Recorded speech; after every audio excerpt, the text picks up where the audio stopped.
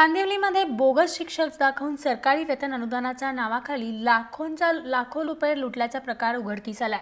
शिक्षण सेवेत नसताना देखील 4 व्यक्तींना अतिरिक्त शिक्षक दाखवून 18,32,000 रुपयांचा गैरव्यवहार केल्याचं समोर आलंय। डहाणूकरवाडीतल्या डॉक्टर राम मनोहर लोहिया शिक्षण संस्था संचालित बालविहार विद्या मंदिराच्या मुख्याध्यापकाचा हा प्रताप असल्याचा आरोप इथल्या शिक्षकांनी केलाय। मात्र संस्थाचालक या मुख्याध्यापकास पाठीशी घालत असल्याचं देखील या शिक्षकांचं म्हणणं आहे। तर आमदार कपिल पाटील यांनी या प्रकरणात दोषी असणाऱ्यांवर कारवाई करण्याची मागणी केली आहे। आमच्या शाळेचे प्रभारी मुख्याध्यापक प्रवीण कदम यांनी आमच्याकडून 4 शिक्षक सरप्लस होत आहेत अशी खोटी माहिती शासनाला दिली।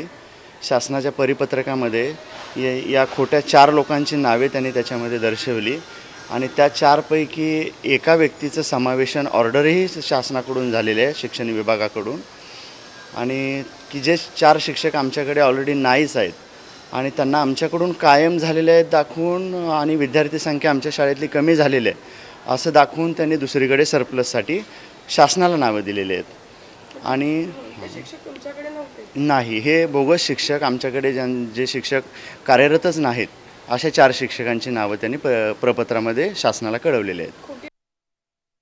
पण आम्ही संस्थाचालकांना म्हटलेलं होतं की सर याच्यावरती कारवाई व्हायला पाहिजे असं आम्हीही सांगितलेलं होतं, कारण अशाच प्रकारचे गुन्हे सरांच्या याही अगोदर झालेले होते। परंतु त्याच वेळेला हेही लक्षात आलं, कारण ती जी कागदपत्र आहेत त्याच्यात हस्ताक्षरं दुसऱ्यांची आहेत वगैरे, तर ह्याच्यात हे मोठं रॅकेट आहे तेव्हाच लक्षात आलं आणि म्हणून आम्ही ठरवलं की हळूहळू त्यांच्याकडूनच काढून घ्यावं। कारण काय, जर त्यांना बाजूला टाकलं असतं तर ही माहिती मिळाली नसते आणि आमचे प्रयत्न चालू होते आहेत आणि हे रॅकेट आम्हाला थोडाफार सुगावा लागला आहे। आणि खरं काय दिसतंय मला की EI माणसं आली होती आणि त्यांना एक करायचं आहे की कुणाला तरी बळीचा बकरा करायचा आहे। कांदिवलीच्या शाळेतील बोगस शिक्षकांचं प्रकरण हे अत्यंत धक्कादायक आहे। या प्रकरणी मी नागपूरला अधिवेशन चालू असताना माननीय शिक्षण मंत्री विनोदजी तावडे यांना प्रत्यक्ष भेटून चौकशीची मागणी केली होती।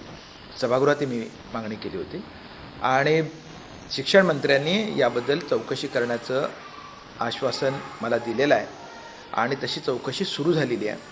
माननीय उपसंचालकांनी याबद्दल एक कमिटी पण नेमलेली आहे आणि मला खात्री आहे की यामागे जे कोणी असतील त्यांना उचित शासन सरकार देईल।